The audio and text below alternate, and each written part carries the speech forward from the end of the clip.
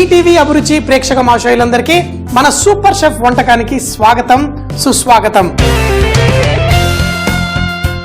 మరి ఈ రోజు మన పాకశాస్త్ర గ్రంథంలో మీకోసం ఏ అద్భుతమైన వంట దాగి ఉందో చూసేద్దామా? జీ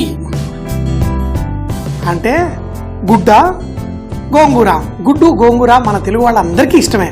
గోంగూరతో ఎన్నో రకాల వంటలు చేసుకుంటూ ఉంటాం.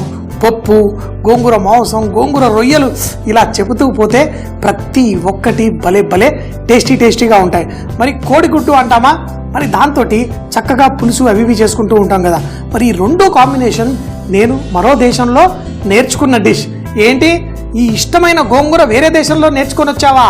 అవునండి, ఎందుకంటే ఎన్నో దేశాలు తిరిగాను. ఎన్నో దేశాల్లో మా ఫ్రెండ్స్కి రెస్టారెంట్స్ ఉన్నాయి. అక్కడ కూడా షెఫ్స్ రకరకాల వంటలు ట్రై చేసి వాటితోటి అద్భుతమైన డిష్లు చేశారు. అదే ఈరోజు కాలిఫోర్నియాలో మా ఫ్రెండ్ రెస్టారెంట్లో నేర్చుకున్న కోడిగుడ్డు గోంగూర. మనం చక్కగా ఉంటుంది కర్రీ, చేసుకొని తిని ఎంజాయ్ చేసేద్దామా?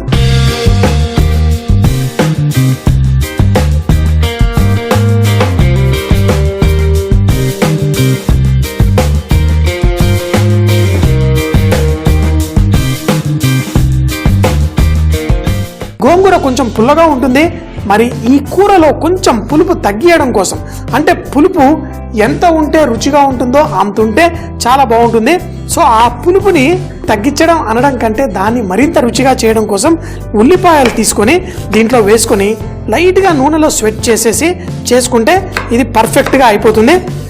ఇప్పుడు ఉల్లిపాయలు ఇలా లైట్గా కట్ చేసేసుకొని నూనెలో వేసి స్వెట్ చేసుకుందాం. అయితే ఈ ఉల్లిపాయలు కూడా తర్వాత పేస్ట్ అయిపోతుంది. సో మరి గోంగూర, ఈ ఉల్లిపాయ, పచ్చిమిరపకాయలు లైట్గా ఫ్రై చేసుకొని పేస్ట్ చేసి మళ్ళీ ఈ కూర తయారు చేసుకుందాం. ఇందులో చేయడం కోసం నూనె వేసుకొని దీంట్లో కొంచెం బరకగా కట్ చేసుకున్న ఉల్లిపాయ ముక్కల్ని వేసేసుకుందాం. గోంగూర, పాలకూర, ఈ ఆకుకూరల్లో కొంచెం ఉప్పు సహజంగానే ఉంటుంది కాబట్టి కొంచెం తక్కువ ఉప్పు వేసుకొని మొదట్లో, తర్వాత మనకు కావాల్సినంత వేసుకుంటే చాలా బెటర్. అందుకని చెప్పేసి మరి కొంచెం ఉప్పు వేసి ఈ ఉల్లిపాయల్ని మరీ ఎక్కువగా బ్రౌన్ కలర్ వచ్చేదాకా ఫ్రై చేయకూడదు. లైట్గా స్వెట్ అయ్యేంత వరకు. స్వెట్ అంటే ఉల్లిపాయలు కొంచెం వేయించిన తర్వాత ట్రాన్స్పరెంట్గా అయిపోతాయి. ఈ ఉల్లిపాయలు గాజు ముక్కల్లా తయారైనంత వరకు లైట్గా నూనెలో సాటే చేసుకొని దాని తర్వాత గోంగూర ఆకు కడిగేసి తుంచుకొని రెడీగా ఉండి దీన్ని వేసుకొని దీన్ని కూడా కొంచెం సేపు నూనెలో లైట్గా సాటే చేసుకుందాం. గోంగూర కొంచెం వేడి తాకిందంటే సాఫ్ట్గా అయిపోతుంది. తర్వాత మనం మిక్సీ జార్లో వేసి దీన్ని పేస్ట్ చేసుకొని మంచి కూర తయారు చేసుకుందాం. 1-2 నిమిషాలు ఉల్లిపాయలు ఇలా వేగిన తర్వాత, అయితే మేము హోటల్లో గ్రేవీలు చేసేటప్పుడు రకరకాలుగా చేస్తాం. ఉల్లిపాయల్ని మంచిగా బ్రౌన్ కలర్ అయిన తర్వాత మసాలాలు వేస్తే అది ఆటోమేటిక్గా గ్రేవీలో కలిసిపోయి మంచి గ్రేవీ తయారవుతుంది. అదే కనుక ఉల్లిపాయలు కొంచెం క్వాంటిటీ ఎక్కువగా రావాలి అంటే నీళ్ళల్లో ఒక అరగంట పాటు ఉడకపెట్టి తర్వాత వాటిని కూడా పేస్ట్ చేసి గ్రేవీస్ చేసుకుంటూ ఉంటాం. కానీ ఈరోజు ఉల్లిపాయలు రంగు రాకుండా లైట్గా ఇలా స్వెట్ అయిన తర్వాత దీన్ని కూడా గ్రేవీ రూపంలో ఎలా మార్చుకోవచ్చో మనం చూడొచ్చు. దీంట్లో తెంచుకున్న ఈ గోంగూరలో కూడా రకాలు ఉంటాయి కదా, ఎర్ర గోంగూర, తెల్ల గోంగూర. మరి కాడ కొంచెం ఎర్రగా ఉంటే ఎర్ర గోంగూర. మరి ముఖ్యంగా పచ్చళ్ళు అవి చేసుకునేటప్పుడు ఈ ఎర్ర గోంగూర వాడతారు. ఉల్లిపాయలతో పాటు కొంచెం సేపు వేయించేసుకుందాం. మరి ఆకుకూరలు నేను ఎప్పుడన్నా వాడేటప్పుడు వంటల్లో మూత పెట్టకుండా కుక్ చేయాలి అని ప్రతిసారి చెబుతూ ఉంటాను. ఎందుకంటే ఆకుకూర మనం కుక్ చేసేటప్పుడు దానిపైన మూత పెడితే దాని రంగు కొంచెం నల్లగా మారే అవకాశం ఉంటుంది. అలా కాకుండా ఈ ఉల్లిపాయలతో పాటు దీన్ని కొంచెం సేపు కుక్ చేసుకుందాం. ఇలా కొంచెం సేపు కుక్ అయిన తర్వాత దాన్ని మనం మిక్సీ జార్లో వేసి పేస్ట్ చేసేసుకుంటే గోంగూర చక్కగా సాఫ్ట్గా సిల్కీగా అవుతుంది. అదే పాలకూర అవి కూడా మనం వేడి నీళ్ళల్లో బాయిల్ చేసి పేస్ట్ చేసుకుంటాం. లేకపోతే కొంచెం అంత వేయించుకొని పేస్ట్ చేసుకుంటే మీకు మంచి పేస్ట్ అవుతుంది. తర్వాత వంటల్లో కూడా అది మంచిగా రుచిగా వస్తుంది. ఇప్పుడు ఉల్లిపాయలు, గోంగూర వీటిని మనం మిక్సీ జార్లో వేసి ఫైన్గా పేస్ట్ చేసి తర్వాత దీంట్లో వేసి మళ్ళీ కుక్ చేద్దాం.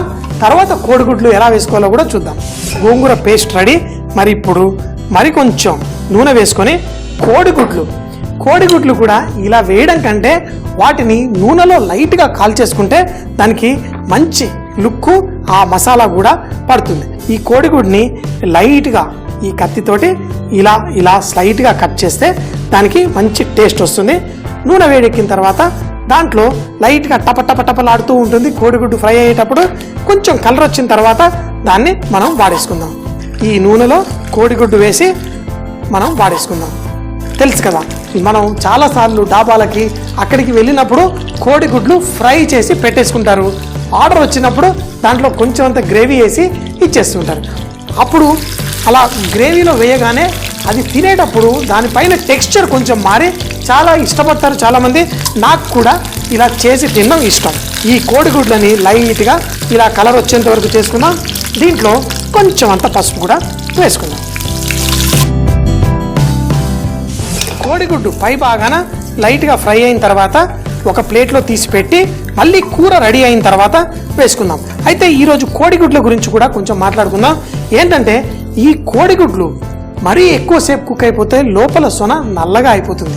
మీరు చాలాసార్లు చూసుంటారు కదా, మన ఇళ్లలో కోడిగుడ్డుని మనం ఉడకబెట్టుకుంటాం. అది తీస్తే లోపల సొన కొంచెం నలుపు రంగు వస్తుంది. ఎందుకంటే కోడిగుడ్డుని మరీ ఎక్కువసేపు ఉడకబెట్టేసుకుంటే మనకి అలా అయ్యే ప్రమాదం ఉంటుంది.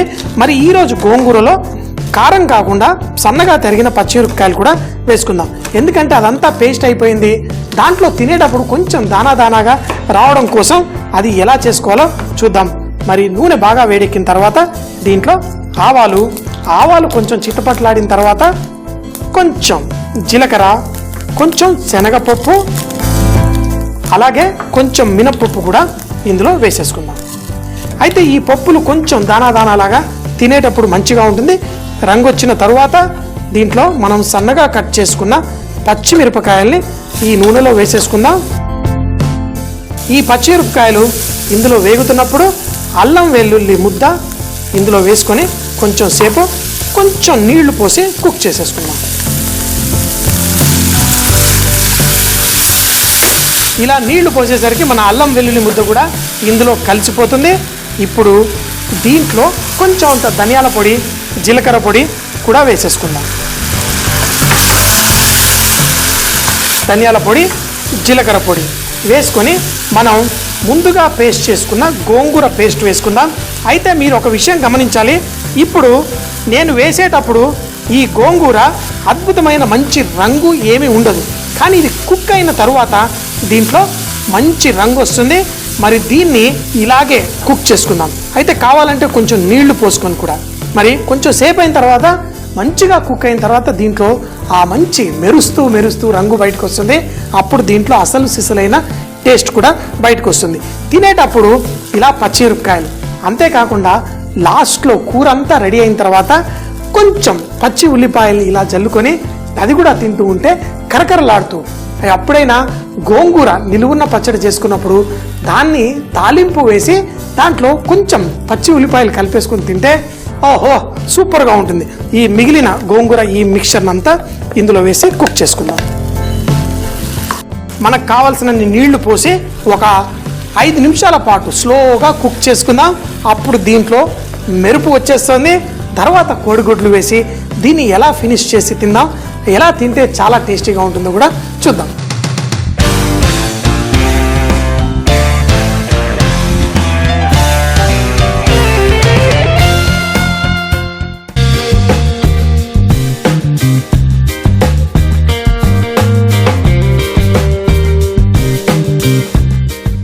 మసాలా అంతా చక్కగా కుక్ అవుతున్నప్పుడు మన గోంగూర మీరు రంగు చూస్తే చక్కగా దాంట్లో మెరుపు వచ్చేస్తుంది. ఇంకొక 10 నిమిషాలు కుక్ చేసేసరికి మంచి రంగు వచ్చింది.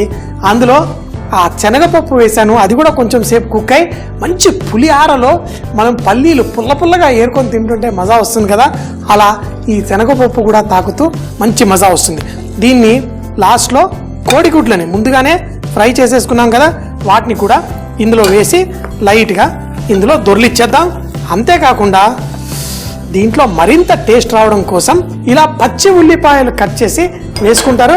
మరి ఉల్లిపాయని మరీ ఎక్కువ అక్కర్లేదు, కొంచెం ఇలా ఉల్లిపాయల్ని కొంచెం అంతా బరకగా కట్ చేసుకొని వీటిని మరి కుక్ చేయకూడదు.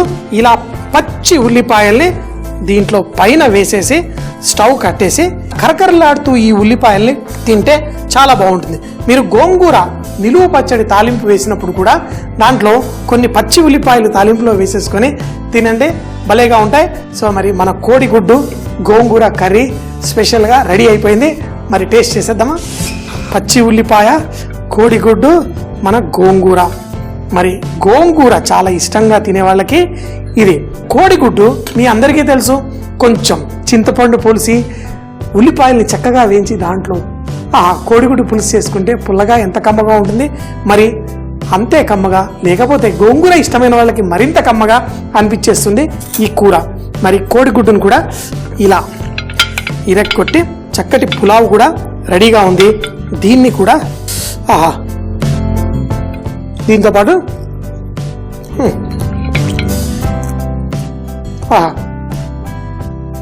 మరి కోడిగుడ్డు ఈ పుల్లదనం మంచి కాంబినేషన్. అన్నంతో పాటు రొట్టెలతో పాటు దేంతో తిన్నా భలే సూపర్గా ఉంటుంది. మధ్యలో నేను చెప్పినట్టు ఆ ఉల్లిపాయలు కరకరలాడుతూ కూడా భలే మజా వచ్చేస్తుంది. సో నేను ఒక్కడనే తినడం కాదు, మీరు కూడా మీ ఇళ్లలో చేసుకోవాలి. గోంగూర, కోడిగుడ్డు, దానిపైన పచ్చి ఉల్లిపాయలతోటి భలే మజా. లోపల ఆ శనగపప్పు కూడా కరెక్ట్గా కుక్ అయి తింటుంటే ఒక పక్క కట్ చేసుకున్న మిరపకాయలు, ఆ శనగపప్పు పుల్లగా భలే కమ్మగా ఉంది.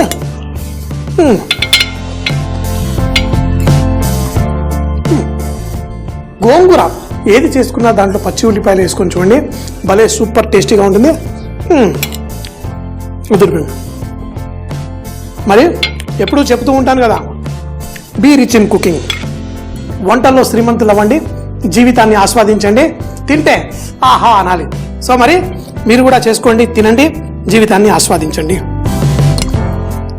గోంగూర కోడిగుడ్డు కర్రీ తయారు చేయడానికి ముందుగా ఉల్లిపాయని కట్ చేసుకుని ఒక మూకుడులో నూనె వేసి బరకాగా కట్ చేసుకున్న ఉల్లిపాయలు వేసి ట్రాన్స్పరెంట్ అయ్యేంత వరకు కొంచెం ఉప్పు వేసి కుక్ చేసుకోవాలి. తర్వాత గోంగూర ఆకులు కూడా అందులో వేసి కొంచెం సేపు వేగిన తర్వాత మిక్సీ జార్ లో వేసి పేస్ట్ చేసుకోవాలి. ఇప్పుడు అదే ప్యాన్ లో మరికొంచెం నూనె వేసి కోడిగుడ్లు, కొంచెం పసుపు వేసి మంచి రంగు వచ్చేంత వరకు కుక్ చేసి ఒక ప్లేట్ లో తీసి పెట్టుకోవాలి. అదే నూనె మరికొంచెం వేడయ్యాక ఆవాలు, జీలకర్ర, కందిపప్పు, శనగపప్పు, మినప్పప్పు కూడా వేసి కుక్ చేసుకోవాలి. కుక్ చేసిన తరువాత సన్నగా తరిగిన పచ్చిమిరపకాయలు, అల్లం వెల్లుల్లి ముద్ద వేసి కొన్ని నీళ్లు పోసి కుక్ చేసి దాంట్లో ధనియాల పొడి, జీలకర్ర పొడి కూడా వేసి కొంచెం సేపు కుక్ చేసుకోవాలి. ఇప్పుడు ముందుగా చేసుకున్న గోంగూర మిశ్రమాన్ని ఇందులో వేసి కొన్ని నీళ్లు పోసి ఒక 7-8 నిమిషాల పాటు స్లోగా కుక్ చేసుకుంటే ఆ గోంగూర ఆ మిక్స్చర్ రంగు చక్కగా మెరుస్తూ మంచి రంగు వచ్చిన తర్వాత దాంట్లో ముందుగా ఫ్రై చేసుకున్న కోడిగుడ్లు వేసి ఒక 2 నిమిషాల పాటు తిప్పి పచ్చి ఉల్లిపాయలు కట్ చేసి దానిపైన వేసి దీన్ని వేడివేడిగా తింటే చాలా కమ్మగా ఉంటుంది. మళ్ళీ రేపు ఇదే టైం కలుద్దాం. అప్పటిదాకా సీ యూ, బై బాయ్.